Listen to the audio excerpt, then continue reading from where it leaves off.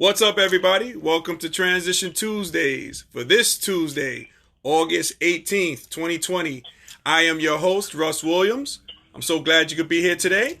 I'm quite aware you could have been anywhere in this world today. I know you could have been anywhere in this world today, but you decided to be here with me, and I appreciate that. And more importantly, I appreciate you. So welcome to Transition Tuesdays, everybody.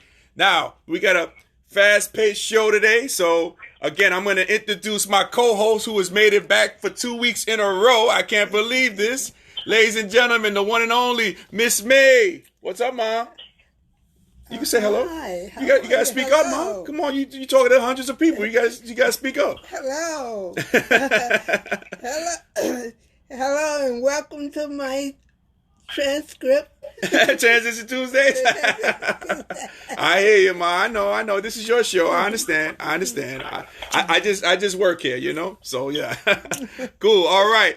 Hey guys, before we begin, that's right. Now, before we begin, guys, I always like to state my intentions for the show, and my intentions are quite easy. My intentions are to give you the opportunity to laugh, smile, think, and engage in honest conversations about your life's transition. So that's what we do here.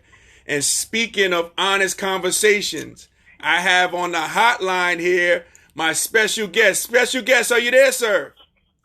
I am, sir. How you doing, Russ? I'm doing good. Now, I'm going to intro you the correct way, special guest, all right? So, my special guest is a former New York City Mr. Basketball. That means he was the best in the city when he was coming out in high school. He is also a Hall of Famer at St. Raymond's High School in the Bronx. BX stand up, as they say. He is a Jasper legend at Manhattan College, my Jasper brother for life here. He is also a short storyteller, short story storyteller. So we're going to talk about his latest project. So ladies and gentlemen, Transition Army, please help me welcome Mr. Pete Mulligan to Transition Tuesdays. Pete, what's going on, my man? Not much. Can't complain. Just enjoying my summer and my family, trying to, be easy and be a little creative at the same time. There you go. We're going to talk about your creativity in a second. So who's joining us so far? We got Gina joining us, my sister cuz joining. What's going on, sister cuz? We also got my man Eric Weaver on here too as well. You know Eric Weaver. He's saying my guy's there. So yeah, we got Eric Weaver joining us as well. So we got all that information now. Now, Mulligan, now Pete, man. What I do is, because I can't see you, but I like to have my guests feel at home. So I'm going to play some music. Now, I just was alerted. You told me you were born and raised in Harlem, right? But you went to school in the Bronx, correct? St. Ray's? Yeah, that's correct. All right, cool. So, hey, look, I'm about to play this tune. Now, I know you are, a Harlemite, but I know going to school in the Bronx, you had to hear this song, but you're a little younger than me though, man, Pete. But I'm gonna play this song for you, man. Maybe see if you can recognize this. Again, we're gonna dedicate this to the Bronx. So check this song out. All right. Can you hear that? Yeah, that's KRS-One. That's right, yup. South Bronx, okay. That's what St. Ray's was in the Bronx, right? St. Ray's was North Bronx, though. They was at, towards Parkchester. But KRS was originally from the South Bronx. So. Oh, okay. Still Bronx, though. There you go. It's Bronx all day. That's right, yep. I had your boy Jason Wingate on here 2 weeks ago, and I know he was from Harlem, so we played a little Diplomats for him. I should play it for you. And we played a little chicken noodle soup too, man, with AZ. With the soda on the side. Yes, that's right. With the soda on the side, absolutely. Yes. Man, I love being from Harlem, bro. I love the culture, all that stuff. Anything Harlem has influenced me, majorly. Yeah, man. It's nothing like it, man. My oldest brother, he lives in Harlem. He lives in Washington Heights, man. He swears by Harlem. I love going to Harlem. I love going to the different places in Harlem. I love the Corner Social. I like going there. I like the Red Rooster there too. So yeah, man. Harlem, it's just like a different vibe, man. With Harlem, talk to me a little bit about growing up in Harlem, there, Pete. Well, I'm old Harlem. When I say that is, I was born and raised. Mm-hmm. At 3 years old, my mom, this is a cool story. My mom is really a visionary and so creative. Mm-hmm. So 1985, I was 3 years old. We got a brownstone in the middle of a block of 120th between Lennox and 7th. Okay. He probably paid $80,000, so $8,000 down. Right. There was an older lady who lived in the basement, so we kind of had to wait for her time to come. Mm-hmm. And she just slowly built it up. And this is the time when I was seeing crack valves outside. Like the trap house was right across the street. I'm talking about like maybe 70% of the brownstones were depleted. No one, this is when Harlem was kind of a little sketchy and kind of developing the maybe something could be, right, before gentrification. Mm-hmm.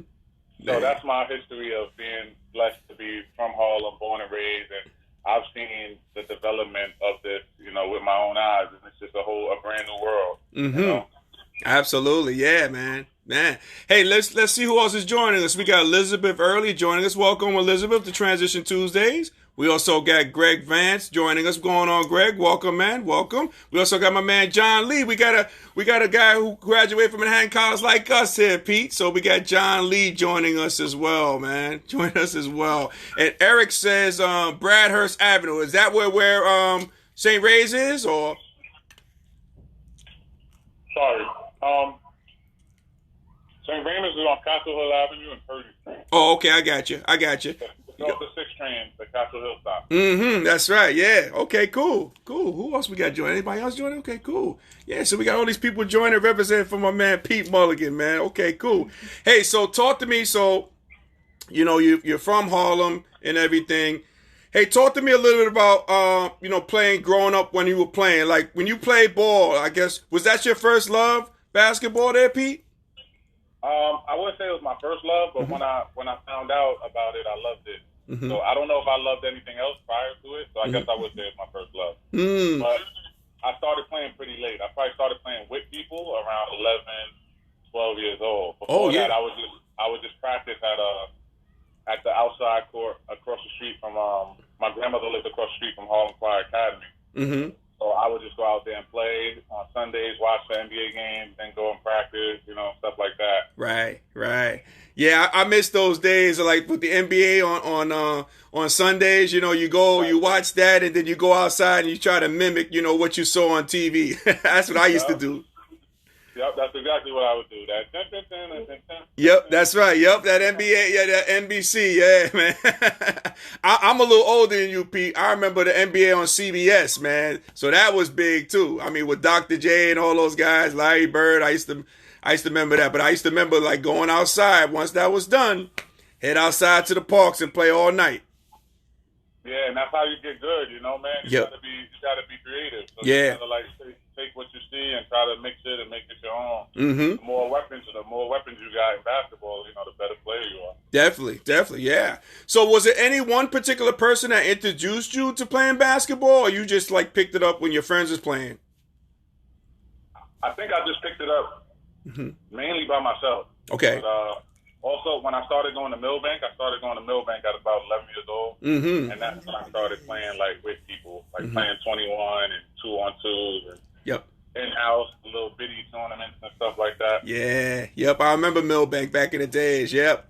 Did you ever play for, Riverside or the Gauchos at all? Any of those teams like that at all growing up? I played with the Gauchos a little bit going into my senior year and a few tournaments, but not really. I never really, played with one of those programs enough to where I would say I was affiliated with them. I never played for Riverside. Okay. So you went to St. Ray's, right? So how does a guy from Harlem not go to Rice but goes to St. Ray's? How does that happen? Well, I wanted to explore New York City, so I lived on 120th between Lennox and 7th, which is 4 blocks from Rice. So right. I knew Rice. I walked by it all day. I knew people who went to Rice. So I wanted to either go to LaSalle, which was in Lower Manhattan, which I thought was in a cool part of the city, and I went on a visit there and everything. But when I went to St. Raymond's, they were in the process of getting a brand new gym, and the school was nice. Excuse me. So, I wanted to go there. Once I saw what was going on up there, my dream was to play for St. Raymond at that point. Yeah, yeah. And I see that you're a Hall of Famer at St. Raymond's too, man. So tell me about the journey with St. Ray's. So like, did you play freshman ball, JV, or how was the journey for you at St. Ray's? Yeah, I climbed the slow rank. I played freshman. Mm-hmm. I played JV. I came off the bench my junior year at varsity, and then my senior year was when I got an opportunity to start and be a leader on the team. And my first 3 games were like over 25 points, over 10 rebounds, and it was just at that point I knew it was inevitable that I was just gonna pretty much have a real good year. Mm-hmm. And there was so much passion and rage behind it because I always wanted to be good, and I felt like because I was a late bloomer, I was kind of like overlooked because I came out in a good era, the era with the whole fraternity with Andre Barrett, Omar Cook, Malik Brown, and then you sprinkle in the Lenny Cooks, the Andre Squeeze, so the Majestic Maps, the Kenny Satterfield. So I kind of was like, I always felt and held that chip in my head like I was the afterthought. So I just kept working. Mm-hmm. And once my senior year came, we didn't have any big men. Mm-hmm. But we had everybody the same size. We had a 6'4" point guard. Julius Hodge was about 6'5", 6'6". He was our 2 guard. He went to NC State, right? He went to NC State. Yeah. We had one player who was 6 feet, and he was like our defender. He was strong and quick-footed, and he knew how to take charges off people with the dribble. He would guard the Omar Cooks and the Andre Barrett. Mm-hmm. And then down low, it was me and another 6'5" guy, Chris McCray. So because I was out of all the height, I was the one who was willing to do the dirty work. That was always my game. I'll play hard regardless. Right. So I took care of rebounds and defense first, and then I just kept scoring, and it just carried on all year. Yeah, so you kept scoring, and then you developed to be a Mr. Basketball. I mean, I'm explaining that to you. So Mr. Basketball, my man Pete Mulligan was the best player, high school basketball player in the state of New York. So they dubbed you that Mr. Basketball. So, man, so Pete, I'm going to give you a little rundown. Can you name any more Mr. Basketballs? Because again, that's a great fraternity that you're in. Could you name anybody who were Mr. Basketball before you and after you? Can you do that? I know I'm putting you on the spot a little bit. Yeah, I think I can name some. So I know Felipe got it. Mm-hmm. Felipe Lopez, Stephon Marbury, Elton Brand, Julius Hodge. Mm-hmm. Who else? I want to say Willie Durst. Mm-hmm. I think Jason Frazier or somebody. Okay, Jason Frazier. Yep. I think he won it, but it's a very good list to be a part of. I think Ron Artest won it. Yeah. Yep. So a lot of these players had lengthy careers, superstar careers in the NBA. So to be like on that list is definitely something I don't take lightly. Definitely. Yep. Let's see who's tuning in so far. So we got Chris joining us. Uncle Smooth's joining us. What's going on, Smooth? Welcome. And Gino, yes, we're going to talk about that a little later on. So stay tight, okay? Stay tuned and stay tuned with this interview, all right? Stay tuned. We're gonna get to your questions in a second, okay? We got you, sister cuz. Yes, okay, so Mr. Basketball. So talk to me about that senior year now. I mean, you being Mr. Basketball and all. How did you guys do as a team that year? We won the city championship. We went 27-3. Ooh, okay. So we swept the city. The 3 losses we had, one was upstate to Kennedy. We lost the state championship, unfortunately. Okay, but you won city, so you got that chip. So that's good. And the other 2 losses were in 2 tournaments on the road. Like we were in Kentucky and we lost in the championship or something like that. Okay, cool. So we had to go through hell to get it. It was just a constant. Once we got good and we beat everybody the first time, it still was always that constant anxiety because Rice was in our division, so we actually had to beat Rice 4 times to win the city championship. So it's like, they were a very, very talented team. And the favorite, they started that year up number 1 in the country. So every time we would beat them, then there would be like that chess match of little adjustments. Right. They might play better one game, but still lose by 4. Then we blew them out a couple games. And I think we beat them by like 6 in the city championship. Nice. Okay, guys. So you got a chip in the city championship. Unfortunately, I lost in the States, but nah, man, you got there. So that's a cool thing. Hey, I was gonna ask you, Pete. Okay, so you did that at St. Ray's. Talk to me a little bit about the recruiting process. Like, how was the recruiting process for you your senior year? It was pretty. It was quick. So it was kind of unkind and quick. So I wasn't really getting attention that summer playing for the Ravens. I played for my high school coach. Was also our AAU director. So he oversaw the AAU team. And Artie Green coached us from Kips Bay. Oh, okay. Yes, Artie Green. Yeah, So, he went to Christ the King later on. Okay. Yep. And, my family, this is our first go-round. I didn't really have any uncles or brothers who played for Gauchos before or knew, was it a player in the city, knew who was who, and you know what I mean? Uh-huh. So this was our first time. So I was trusting, Coach DeCesar. And all the coaches saw me, all of them. They were coming to practice for Majestic all year, all the UConns, the Big East, every school. Mm-hmm. And then they were coming in the summertime for Andre Barrett. He was our point guard. But, he sat down with me before the end of the first signing period, which is before the school season. And I had 2 scholarship offers, LIU and UMBC. He said, I think you should take one. Right. I don't think we're going to have a good season. Mm-hmm. He said, I would be shocked if we go 22-10.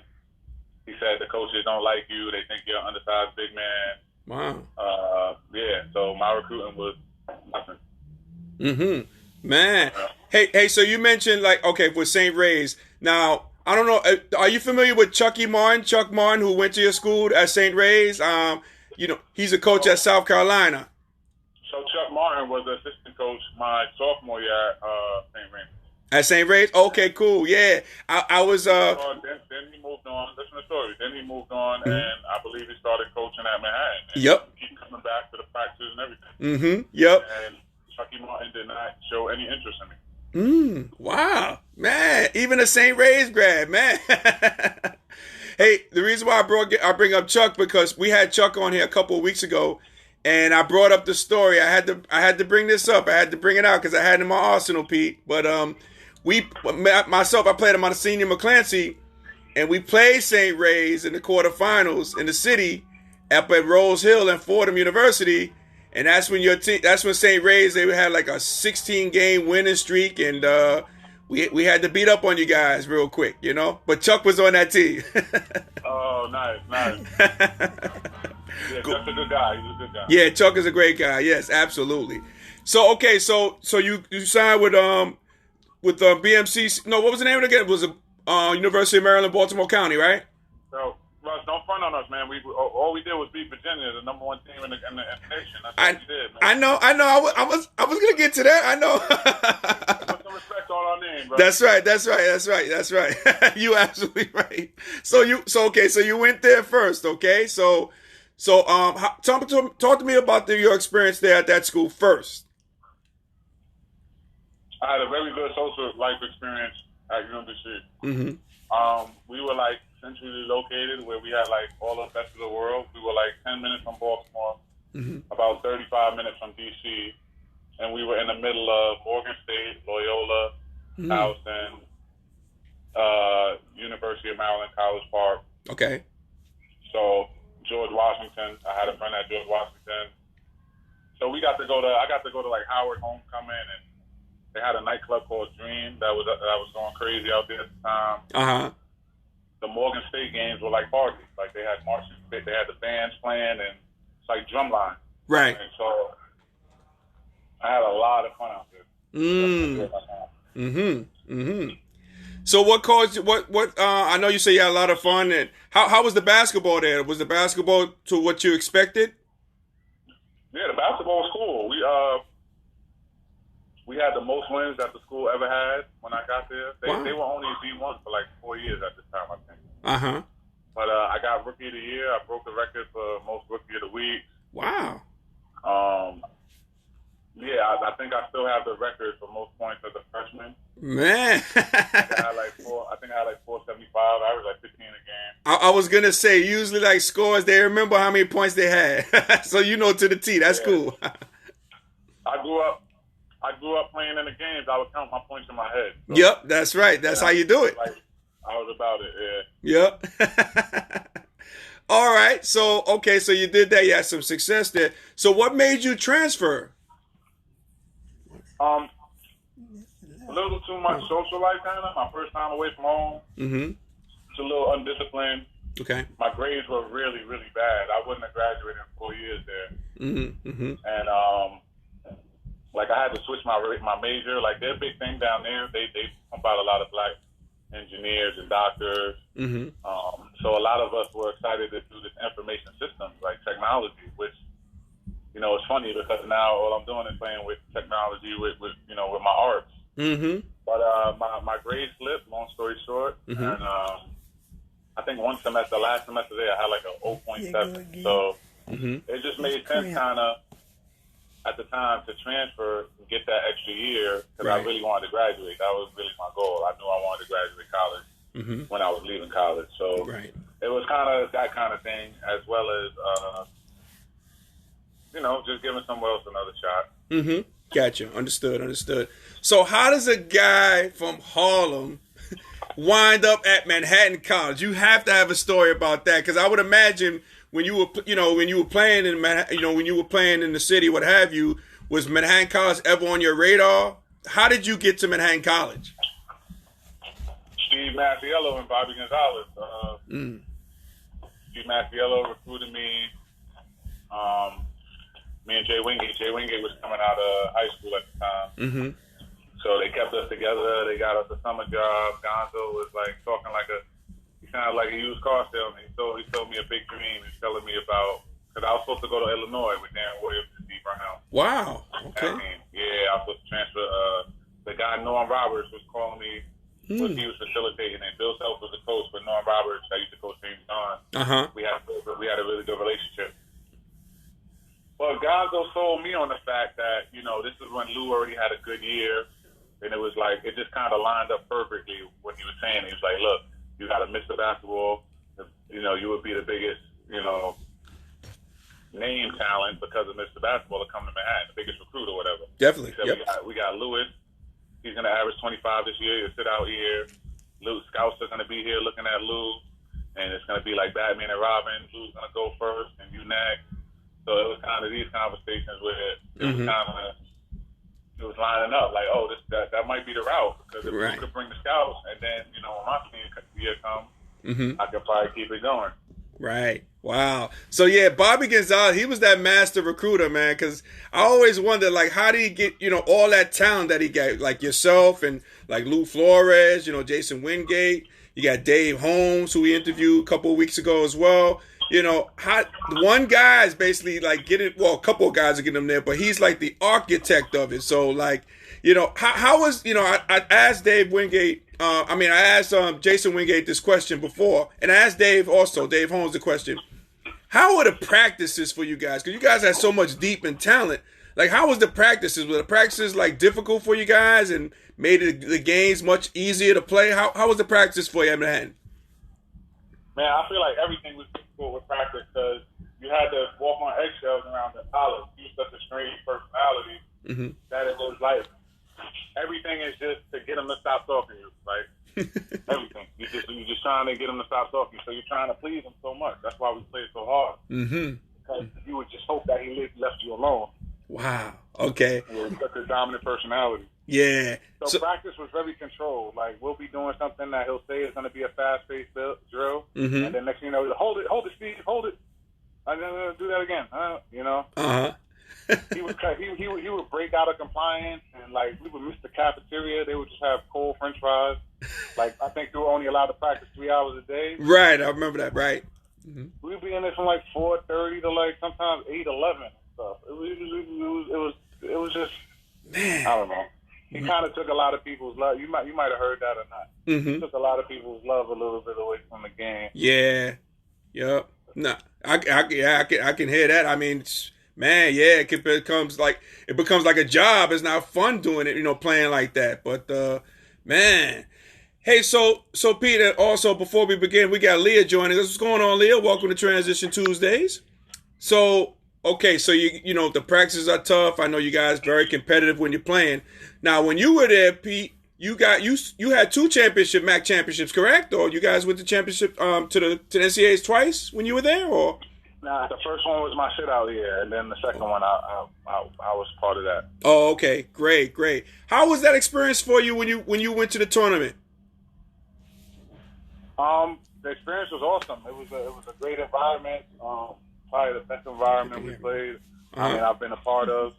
It felt like the ground was shaking. That Wake Forest game was just epic. We ended up losing by 4, but the way we fought back, we made it so like it was very dramatic. Like I feel like the floor was shaking down the stretch because Wake Forest was pretty much the home team because we played in Raleigh and Wake Forest is in North Carolina as well.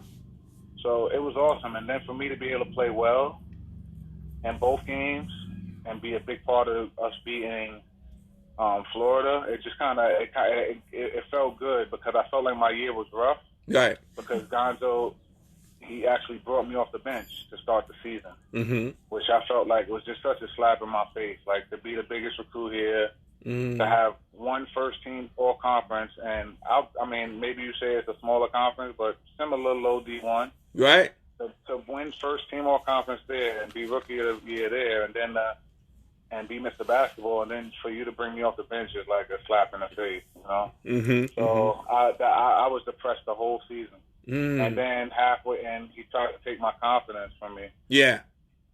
What he did, he would draw like shot charts, and he would say, Lou needs to take between 16 and 20 shots. You need to take this between this and shot. He would micromanage everything.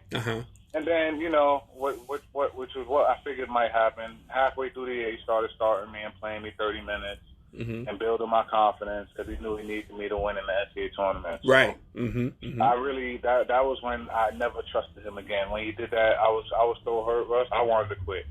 Like, no disrespect to, no disrespect to those who were starting. Right. I mean, no disrespect, but it was just no way I should have been coming off the bench. Right. So then I think I had 17 points against Florida, and then 15 against Wake Forest. I had like 4 steals, 7 rebounds. Man, I was filling the stat sheet. I was like they called me the X Factor. So me knowing that I was able to get us a good showing, a win, and another good showing in the tournament, that felt really good because it was like I wanted to show Bobby Gonzalez, like, yo, we could have been, and we'd have won. If you would have built my confidence from the beginning of the year and just let it play out, I feel like he wanted to make it clear that no one was going to step on Louis' toes, which is not how I play. I do a little bit of everything. I led UMBC in assists my sophomore year. I led the team in assists. I was like 3.5 assists. Man, so I can do it all. Like it didn't have to be like looking like, I was going to try to outshine Lou. I don't know what he was thinking, but it just made absolutely no sense to not start at Manhattan College. Man. Yeah, man. So, man, I can understand it's a lot of mental chess games going on, especially with like young kids, doing that. Like you and Mr. Basketball, like you're saying, you coming from a program in which you won, Rookie of the Year, and then now you're sitting and stuff like that. A lot of mental stuff that, a lot of coaches play. Some coaches do it more than others. In this case, that was the case here, as well. Man, so here's the deal. So let me see. Oh, we got Gina says, wake the nation. So now my sister cuz here, Pete, she's from North Carolina. So that's why she's repping Wake Forest here on this. When she heard you talk about Wake Forest, so she's just trying to throw a little salt in the game here. But we ain't gonna have that here. All right. All right. Hey, so Pete, man, a couple of things. Okay, so Manhattan College, were you satisfied with your career at Manhattan College when it was all said and done when you graduated? I was satisfied with my career. I feel like if me and Bobby Gonzalez trust would have been a little better, I feel like I could have played better. But not trusting a coach and being depressed and having to deal with him when you get around him, you just want to get away from him. Yeah. I've heard stories about that. Even when you guys are winning, I've heard some crazy stories. yeah, and then so you kind of don't work as hard as you might have. But for me to still be first team all conference and average close to 20 points and be like in the top 15 scoring in the country, and that was really good. I felt like I did enough to get a shot, but unfortunately, I didn't get picked up to go to Portsmouth, which is a camp with Yeah. the top seniors in the country. Right. And that was like I felt like that was another flight. I asked Bobby Gonzalez about it, and he was like, you know, I spoke to the Marty Blake guy, and they need more point guards. They don't need any more wings. And I'm just looking at my resume, and I'm just like, I just don't understand this. Yeah. Like, it just doesn't make sense. How am I Mr. Basketball? I've won a Rookie of the Year, first team All-Conference, and 2 conferences. Mm-hmm. And I can't go to Portsmouth, and I'm top 15 scorer in the country. Man. Freshmen, sophomores, juniors, and seniors. Wow. I can't go to that camp. Like, so that hurt. Because what would have happened was me being able to go to that camp, there would be a lot of European scouts there. And right. my initial offer probably overseas would have been a lot more money than it was. Mm-hmm. Mm-hmm. So even if you take away the going to the camp to be seen from NBA scouts, it still hurt me. It hurt me, you know, not being able to get there. Yeah, yeah. Did you play some ball overseas, didn't you? Yeah, I played for about 7 years. Okay, where'd you go? What stops were you at? I started out in Portugal. Wow. Then I went to Czech Republic and played for a team called Deccan. Mm-hmm. Then I went to France and I played for a team called Chalons in Champagne, which was like an hour and a half from Paris. Wow. Then I went back to the Czech Republic, played for the same team called Deccan. And then the next year I started in Mexico. I played with Kenny Satterfield in Mexico. Kenny Satterfield was able to get me a job with him in Mexico, so that was pretty cool. Wow. He definitely put the ladder back on, Mm-hmm. threw the ladder back down for me. Right, definitely. And I finished that year off in Hungary, and I played in Finland too. Man. Now, how was the transition from from playing here in the States to playing overseas? How was that transition for you? It was on the court. It was cool. It was easy because I had such a basketball IQ, and I was like I was a small forward, and I did a little bit of everything. So I already picked up on their play style and what they was trying to do. So on the court was easy, but off the court was a little transition at first. Yeah. In Portugal, I was playing for a team called Ginásio, and on our jerseys it said casino because we were a town off the coast, like the beach was right there, and it had a casino, so it was like a tourist town.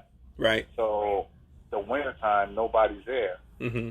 You know, just like random people with houses, older people. Yeah.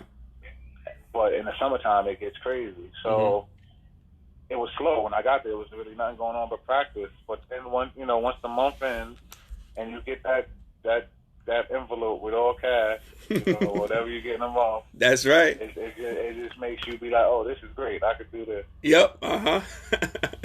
Yeah, it's good when you get that envelope. Yeah, absolutely. Hey, so Pete, man, I had again Dave Holmes. We had Dave Holmes on here, and we had Jason Wingate on here. Now I talked to them about being Hall of Fame members, in which unfortunately they're not at this time. But I had them state their case why they should be Hall of Fame members at Manhattan College. So I'm going to ask you the same question, Pete. Can you state your case for being a Hall of Fame member at Manhattan College? Because you did have an illustrious career. Oh, man, I love that question. You like that question? Okay, no problem. Glad. Okay. There's no doubt about it. I feel like I should be in the Manhattan College Hall of Fame. Okay, why is that? So I can compare. Let's start with it. Darrell Brown is in the Hall of Fame, right? Yes, he is. Now I think Darrell averaged maybe like one more point than me, his highest scoring year, but he had a great career. Mm-hmm. So I would compare my stats maybe to him. Okay. And then you throw in the fact of Manhattan's never had a Mr. Basketball. This is true. You throw in the fact that I'm in St. Raymond's Hall of Fame. You throw in the fact that I was on a tournament team and I was an integral part of us beating Florida, getting only our second tournament victory in the school's existence, or third. I'm not sure. You correct me on that. Uh-huh. Then you add in the fact that I was the top 15 scorer in the country. I don't know how many Jaspers did that. I don't know many. I know Lou was top 5, and who else? I want to say. Mm-hmm. What's the guy around you guys' age? Keith Bullock. Yeah. Yep, he wound up being a number 1, but then Lou Flores knocked him off to number 2. Yeah, so somebody has to check for me, because once you get past those two and you go to Darrell Brown, there can't be too many people who average the same amount of points as I did. I have to be probably top top 6, 7 at least. You know, I don't know who would do this research. But, so, Hey Pete, how many career points did you score? You remember? You know? so what's funny is I scored so many points, but I don't have an 1,000-point club. I got like 960 at St. Raymond. I got about 975 at UMBC. And I got like another 900 at Manhattan. So I actually never scored 1,000 points. Man, okay. But if you add it up, I got close to 2,000. Yeah, I know. I was just gonna add. Yeah, man, I was gonna do the calculations just now. Wow. Okay. If you got something to do with that, Russ, I love you to take my case for me. You know what? Hey, like I told. That would be awesome. Like, you know what, man? Hey, Pete. Like I told Dave Holmes. I just got in. I'm involved with the alumni. Not with with the Hall of Fame committee. So what I'm gonna do is, and I want you to hold me to this. All right. What I'm gonna do is, again, I'm gonna look at stats and I'm gonna look and see who we can nominate. And with you telling me that, you know, how way you broke that down eloquently, you know, I think you really stated your case for like a Hall of Fame member. And let me say this too. I got my degree coming in pretty much as a sophomore. So when I transferred, my credits were so bad. Only 36 of them transferred, and then Manhattan didn't accept another. So I came into Manhattan as a true sophomore, grade-wise, and I ended up graduating on time. Man. Well, some people don't finish up, and I tell my guys now, because I still talk to, I know they finish up. I'm like, yo, go get your degree. I got a master's also in childhood education. Wow. All of these things you add in, Russ, it's a no-brainer. Yeah, you're right, man. You're right, Pete. How many former basketball players from Manhattan got a master's degree?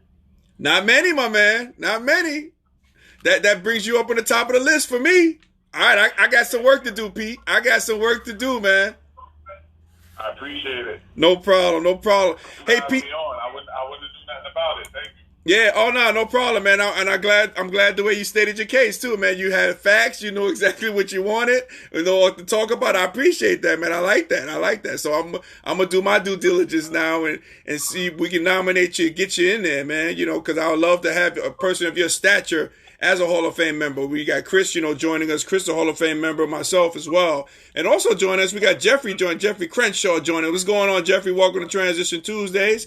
We also got Rodney Johnson joining us. Welcome, Rodney. And we also got Karen Stewart joining us. What's going on, Karen? Welcome. Welcome all to Transition Tuesdays. Hey, so Pete, before you run, man, because I know you've been busy now, we appreciate your time here today. Hey, I know you got this short story project going on. Talk to us a little bit about that, man. And again, congratulations on that too, because I saw that you're going to be a part of that too. So, but talk to us a little bit about that short story project that you have going on now. Yeah, thank you. So it all started out about a year and a half ago when I actually got inducted to the St. Raymond Hall of Fame. I wanted to say such an impactful speech, and I was just writing. And then finally I realized, there's only going to be like 80 people at this game anyway.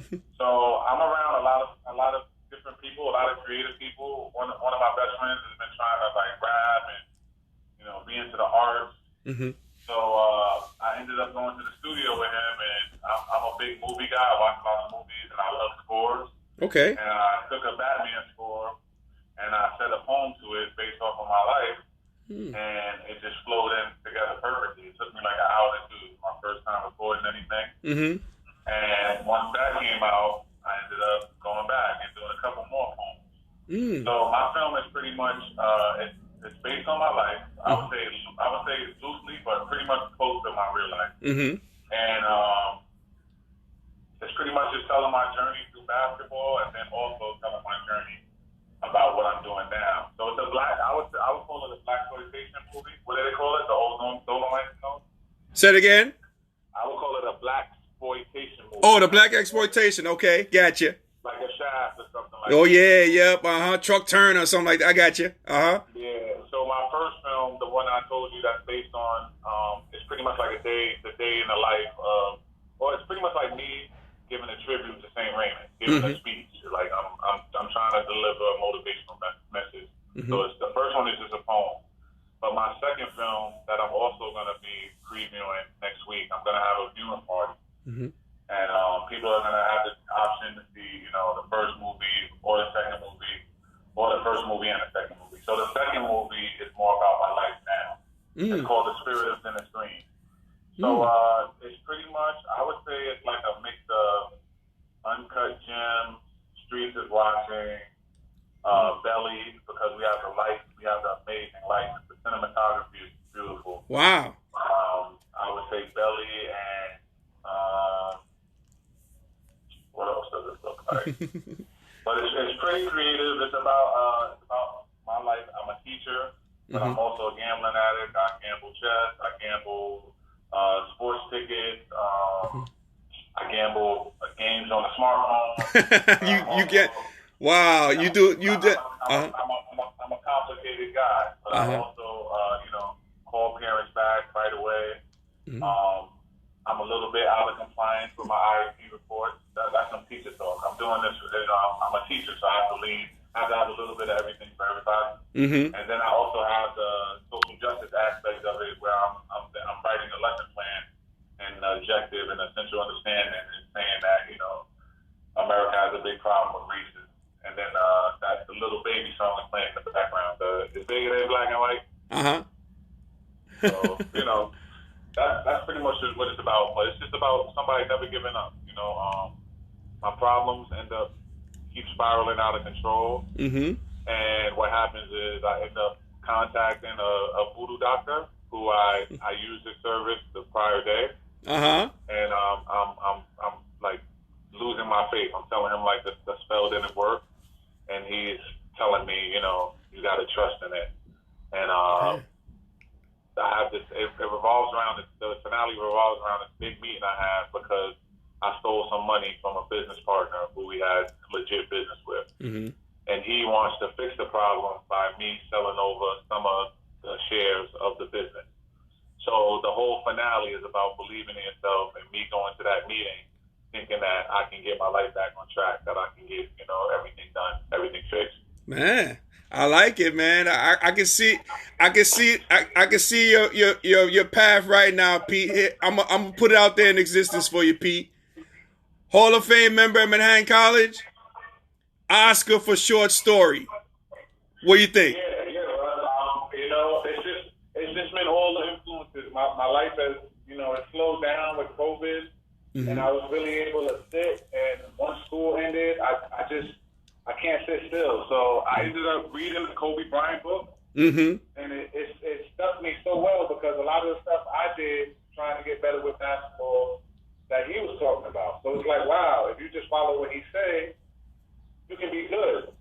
And then knowing about his short films and stuff, that just kind of made me do it. And playing chess, I feel like I've been playing chess for like 6 years. What chess did was it helped me develop my character. So I have a girl named Selena Green. She's a singer. She's starring in my movie. She's playing my lead. And I have my coworker who's also a teacher. He's playing my nephew, and I have another art teacher who's works for the DOE. She's playing. Leave it. So it's a small cast. It's probably like 6 or 7 other people in the movie besides me, but they all did an amazing job. And my editor he's just a beast. So man, I can't wait for people to see it. I'm really excited. Yeah, man, I can't wait to see it too, man. No, man. Again, I'm putting that out there in the universe. Kobe Bryant won for that short story documentary, type of deal, and he got an Oscar. I can see my man Pete Mulligan getting an Oscar as well too, man. Hey, so are you in the city? You in the city? Yeah, I'm in Queens. So when I announced it, at Pete Mulligan 3 on Instagram. Okay. My Facebook. Okay. Yeah, I definitely come through. I definitely will, man. Thank you, man. I definitely will be there. Yeah, I'm gonna have multiple screenings and stuff, and I just got my first LLC, so I got some t-shirts being made. And okay. We're gonna have different vendors. I have my friend. He does IPA. He makes his own beer. He's gonna be there. So okay. We're just gonna try to bring people together, and hopefully people enjoy some cool stuff. Nice. Now, when is this gonna be now? This will be about in a week to 2 weeks. We're about 90% editing. Okay. Everything's correct. Gotcha. Put out a trailer. I want to put out I'm gonna put out an explosive trailer. So Nice. once we're done, we'll do the trailer, and then that'll be the announcement with the trailer. Cool. Yep. Send me an invite. I'm there. I'm there for my Jasper brother. Yes, sir. Cool. Hey, man, Pete. Hey, I appreciate you coming on, my man, stating your case for Hall of Famer. We got a Mr. Basketball. We got royalty. We talking to royalty right here. We got a Mr. Basketball, man, in New York City. That's when it was, New York City was New York City. And this guy went into, Mr. Basketball. That's something major. And he represented for Manhattan College, too. So I'm sorry. So he did that as well. So now, man, Pete, man, we appreciate you coming on, my man. Again, I got some work to do now. I got to get you in the Hall of Fame because I know your stats now. And I know everything what I got to do. So I got to get you involved with it, with the process. And I now I got to do my homework now. Now it's on me. Hey, Russ, quick question. Yes, sir. You think you can help me out with a press release when I do the movie? Maybe a little article on the Manhattan website or something? I don't know. Yeah, that sounds good to me. Yeah, absolutely. Yeah. Yep. We could talk. We could talk behind the scenes on that. Yeah, definitely. You might could do a little opinion piece. On it. There you go. Maybe you can put me in the movie too. You know what I mean? We talk about that too. I do a little acting too, man. Hey, we in post production now. We next trip. Next movie. Yeah, because that's what I want to do. I want to use it to promote people doing good stuff, to be an activist, and to help these kids. Maybe start some type of film program as well, in addition to teaching. Cool. I hear you, man. Definitely, man. Now, I'll definitely be in touch with you on that, man. And again, man, Pete, man, we thank you for coming on Transition Tuesdays. Really appreciate it, man. All right, we'll be in touch. Will do, man. Thanks again, brother. All right. All right. Later. All right. Mr. Pete Mulligan. Man. This guy's doing a lot of stuff, man. He's doing a lot of great things. Yeah, he's doing so many great things. Who we got joining us? We got Maya joining us. What's going on? Let's see. Chris says good stuff. Yeah, Ma. So, man, that's good stuff, man. Yeah, right? good stuff. Good stuff. Hey, so Ma, and I appreciate everybody for watching today on Transition Tuesdays. But the audience. Oh, well, I'm talking to you. I'm talking to the audience. We're talking to a lot of people. Okay, a lot of things going on, Ma. A lot of things going on. But hey, thanks again, Pete, for coming on, man. We appreciate you, Pete Mulligan there. So, ladies and gentlemen, I want to talk current events now that I got you here, Ma. Right. And, we were expecting a guest to call us. We were going to talk a little politics. And what I might do in the meantime, I'm going to call and see if I can reach another person because we're going to talk the Democratic National Convention, Ma. Did you see that? Did you see that going on? Did you see it yesterday? What's going on? I did. Okay. And for you, Gina, we're going to talk about Miss POTUS, okay? We're going to talk about Michelle Obama. Yeah, man, that was some good stuff. So what do you think of Michelle Obama's speech, Ma, while I'm trying to call our guest here? Oh, I think it was out of sight. Yeah? It was wonderful. She said the right things. Mm-hmm. And I'm telling you, she really was good. Mm-hmm. And I think that she'd be asset for the Democratic Party. You think so? Oh, yes. Okay. I think she will. Let me ask you a question, Ma, I don't think the person's going to pick it up. As Chris says, she killed it. We got Khalid joining us. What's going on? Welcome to Transition Tuesdays. And our guest isn't picking up the line. I wish she was, but that's okay. Now, let me ask you a question, Ma. Let me ask everybody out there as well. If Michelle Obama ran for president, do you think she would win?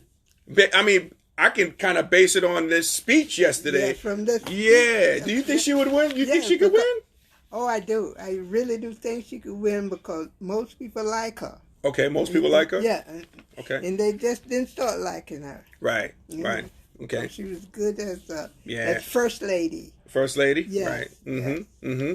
Chris says she killed it, and Leah says she was out of sight. Yeah, I know a lot of people. Was. Yeah, so, she was extraordinary. Yes, she was. Listening to that speech gave me goosebumps personally.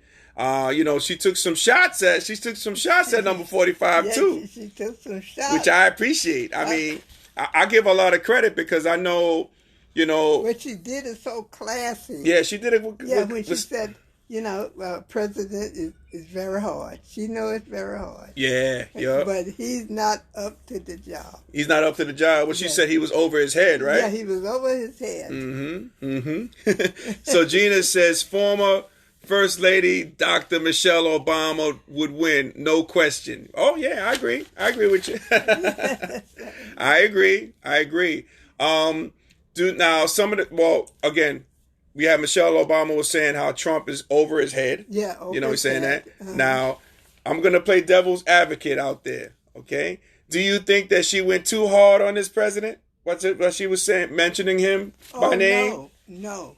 No? No. You don't think she was she did she seem angry? Not see angry, she's right on time. Mm-hmm. Okay, so she wasn't the angry black Very woman? Classy. She wasn't the angry black woman? No angry black woman. Oh, okay. You sure now? Okay. All right. Was she nasty? Was she nasty? Like this president talks about, especially black women being nasty. Was she nasty in your opinion? No way. Okay, just making sure. My man Jeffrey says, class personified and always on top of her game. No doubt about that. Yeah. So yep. Classy. And the one thing I liked that was really gangster on her end was, let me see what Gina says. Gina says, no shade because she was 100% clear and classy based. She was angry, not mad. Right. I'm gonna answer for you, Ma. Like we talk about this all the time. I mean, black women have a reason to be angry sometimes. You know what I mean, based on all the nonsense that goes on. So right. I understand that. But yeah, but again, that's gonna be the narrative. It's gonna be like she's angry or she's nasty. But I just wanted to get from everybody else. So you didn't get that, right? You didn't get that, like her being angry or nasty. No, I didn't get that. Okay, I got you. And I like the way she dug at 45. I mean. I know President Obama, he has referenced number 45, not by calling him out a name, but I love what Michelle Obama did. Michelle Obama said, listen, I'm calling this guy out, his name, his mama's name, everybody, So I happen to like that. I thought that was impressive. That's right. Yeah. And did you notice what she had on her necklace? Did everybody notice what she had on her necklace? I saw the necklace, but I couldn't read that. It was in small print. Okay, well, she had the necklace that said vote. It said VOTE, if anybody caught that, definitely. So Gina says, if you are not angry, then you've been asleep. Hey, Gina. You're right. Yeah. So you have enough to be angry about. Yep. So that was day one. That was just day one yesterday. Yeah. So there's going to be 4 more days. So I can't wait for tonight. Yeah, you got day 2. You got day 2 tonight. So, who's going to be speaking tonight? I think Biden's wife is going to be speaking tonight. AOC is going to be speaking tonight. And ex-President Clinton. Clinton's going to be speaking tonight? He's going to be speaking tonight. Oh, he got to go ahead from if his wife was able to let him talk? Okay, cool. All right. Well, she wouldn't let him talk. Okay, all right. Now, Gina says, I wish she had ended with and that's wait, hold on a second. I'm making sure I'm reading this correctly. And that's all. And that's on period. Okay, I got you. So Gina says she definitely did rock that vote necklace. That's right. Yeah, you caught that, right? Right? Yeah, Gina says Clinton is on the mall today, like you said, Ma. So yeah. Now, here's another question for everybody. We got Thomas joining us. So let's say if you were undecided, would somebody like Michelle Obama, does that bring like a star power to you voting? Like, would that be a deciding factor for you, when you're voting? Because again, we got to vote out here. So that's the key. We all know that. But did she sway you to like vote for a Biden because of, her talking? That's the question. I'm just dropping that out there. Oh, you talking to the audience. Because you're not talking to me because I was going to vote for Biden anyway. I got you. Yeah. Now Gina says the same day as those Epstein pictures drops. Now what's that? What's the Epstein pictures? I'm a little late to the party here, Gina. Talk to me a little bit about the Epstein pictures, and yeah, so we'll talk about that. But I don't know about the Epstein pictures. But I would imagine. Now you talk about the Epstein pictures, the young man who they said committed suicide. Is that what we're talking about? Okay. Maybe some pictures have come out today. I don't know. We'll see. I didn't see the pictures as yet. Yeah, I don't know. Maybe Gina, she can help us out on that because she talked about that. Speaking of Epstein, what about and we're going to talk more politics too. But what about Epstein? What about he quote unquote committed suicide, right? Yeah, right. Okay, so what about his girlfriend now, who's brought up in charges? I think she's in the same jail that he was in, so she's up. She's up in charges. Gina said, let's see what Gina says. So Gina they have a suicide watch. Yeah, yep. Gina says, I think so. She only reacted on one person. I'll take it. Clint's on the plane with the girls. Okay.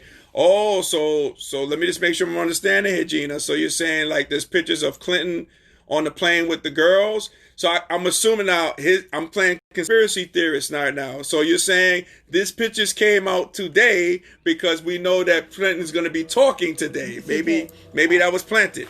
Oh yes, I tell you. 45 got us covered. Yeah, that's true. Yep. Oh man. And then Leah says the way he just read that. Okay. I guess. All right. Yeah, so we'll see. We'll see what goes on. So we got day 2 of that. And again, I wish my, because I'm your good friend. Hold on a second. Ooh, if this is her. Nah, this is her. Let me see who this is. Hold on for a second, guys. Okay. You can just talk to the people. Hello? Hello?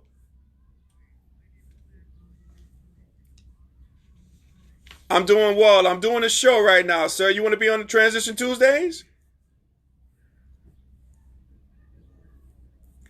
No, I want to know if you want to be on the show since you're calling me. You want to be on the show, sir? What are you, a marketer or a scammer? What's going on here, sir? Hello? He hung up.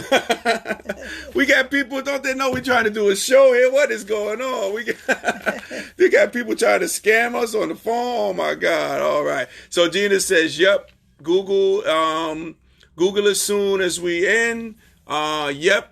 Pics dropped on today. So okay, so now I'm understanding, Gina. So you're saying like these pictures just dropped today because he's going to be speaking today. You think that was a coincidence? Yeah, coincidence. Nah, I doubt it. I doubt it. 45 is working. He's very busy. Yep, absolutely. Yeah. Oh my God. So what we talking about, Ma? What I was really interrupted with this person calling us, trying to scam us here.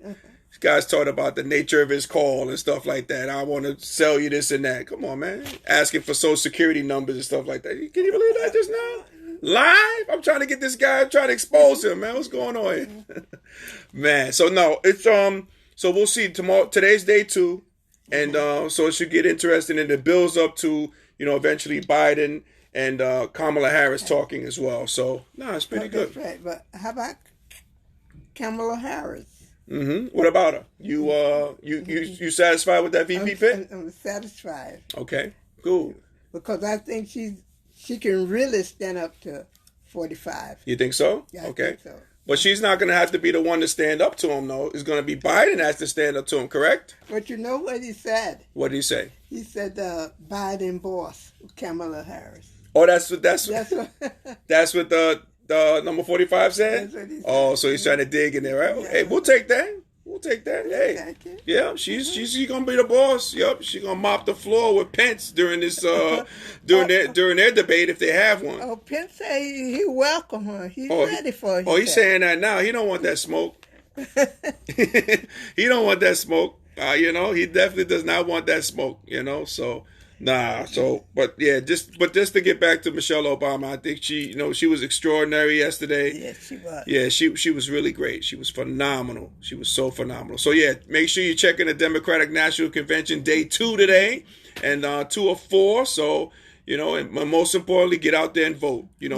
Get out there and vote. You saw Michelle Obama's necklace. It said vote. So we need to get out there and vote.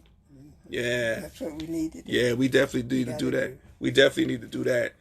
Hey, so Ma, I know you've been watching the NBA playoffs, right? These NBA playoffs in the bubble for the NBA teams, right? I mean, some good stuff, man. So we're gonna see how that goes. So far so good. Some good games so far, right? Have you been watching the games thus far? Not really. Not really? Mm-hmm. Okay.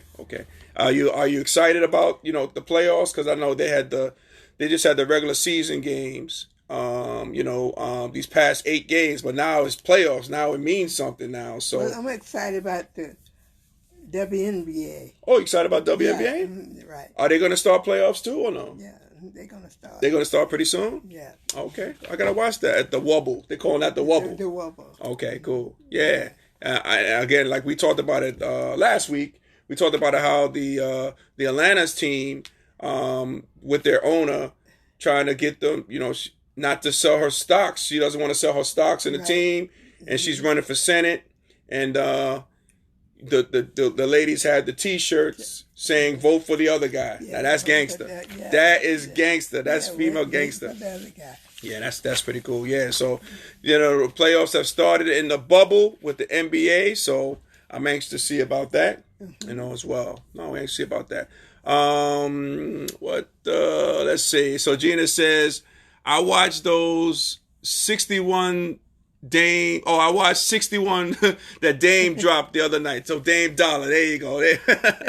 Yes. Okay. So you know about Dame Dollar. All right, Gina. I hear you. And they're going against the Lakers. So you got the Blazers versus the Lakers. So we'll see if Dame Dollar can pull that off. I think that's going to be a tough feat there, Gina. But I think LeBron James, I think they're going to win that series. We'll see. I hope so, the Lakers. Yeah, I hope so too. I'm really for the Lakers. You rooting for the Lakers?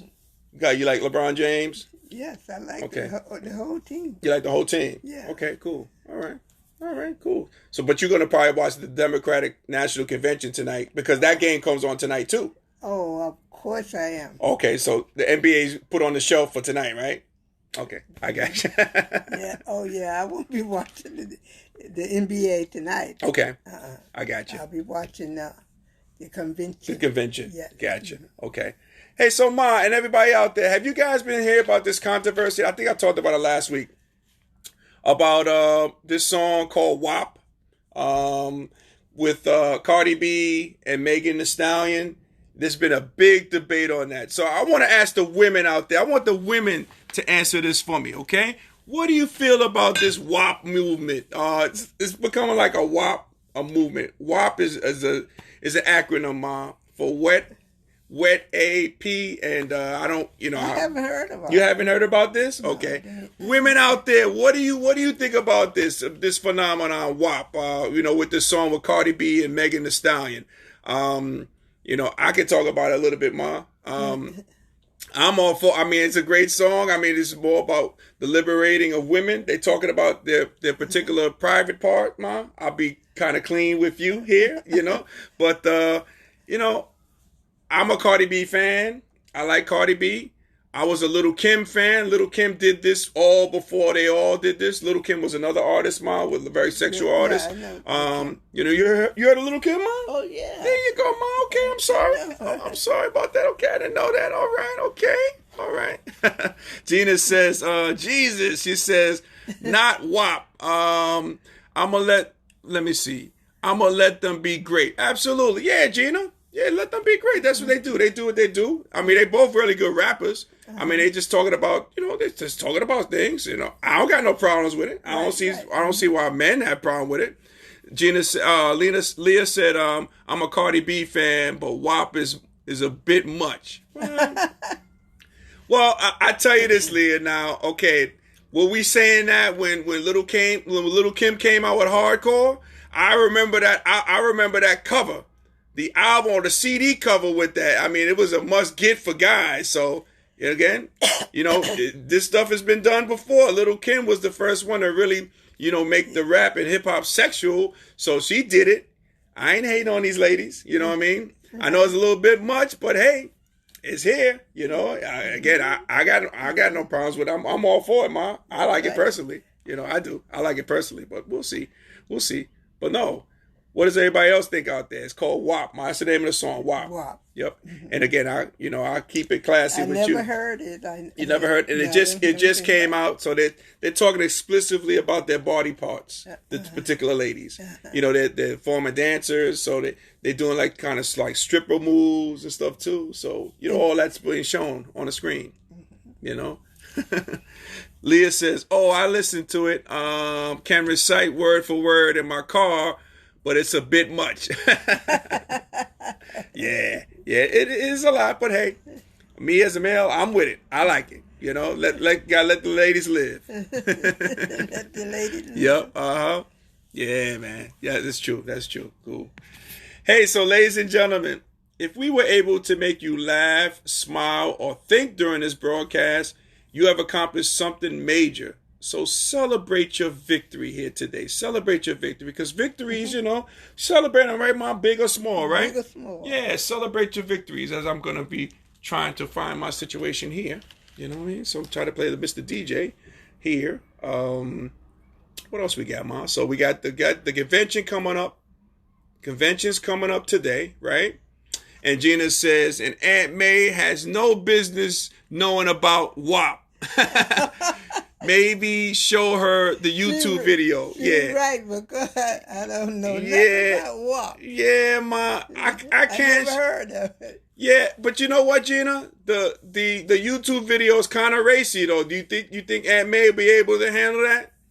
What do you think? Because I did see the video. It's kind of racy, Ma. There was a lot of dancing, a lot of kind of stripper type of dancing. You know, they make it, they shake it what their mama gave them. Yeah. You know what I mean, type of stuff.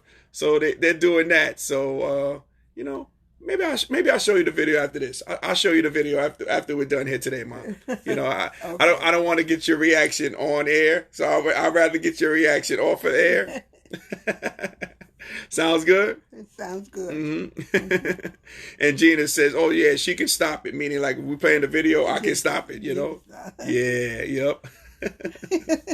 Incredible. All righty. Hey, so, Ma, I want to thank you for coming on 2 weeks in a row.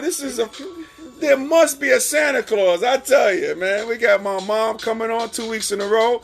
Maybe we'll get your friend on next week. We were going to be talking to a young lady who knows my mom very well, who is a Trump supporter. Yes. So I wanted to get, That's why we wanted her on. Yeah, I want to get everybody's viewpoint. I definitely want to do that. So maybe if she comes on next week, we'll have you back on again. Ma, that's if you want to come back on, Right. I would love to have you. Right. You just let me know. Right. Nah, but I appreciate having you on, Ma. Thank you so much. Okay? Cool. Love you, Ma. Love you too. Cool. All right. Love you more. Cool. Hey, so guys, again, I thank you guys for watching from the bottom of my heart. I appreciate you all, each and every one of you. If you haven't done so already, you can always follow me on Instagram at rwilltransitions. Love to have you follow me there. Also, you can get my book, as we have my man Tony joining us. What's going on, Tony? Welcome to Transition Tuesdays. Better late than never. I'll take it. But yeah, my book, Transition Game Plan, Simple Steps to a Personal Success. You can get that at Amazon.com. If you haven't got it, if you got your copy, get 2 copies. If you got 2 copies, get 3 copies. We can do that for you. So make sure you do that. And yeah, a great show. Again, I would like to shout out to Pete Mulligan for coming on today, doing great things. And I got some work to do, man, getting him in the Hall of Fame. I got some work to do, but I'm game for the cause, so we'll make that happen. So, ladies and gentlemen, as we always say in parting, happy transitioning, and we'll talk to you soon. Take care, everybody.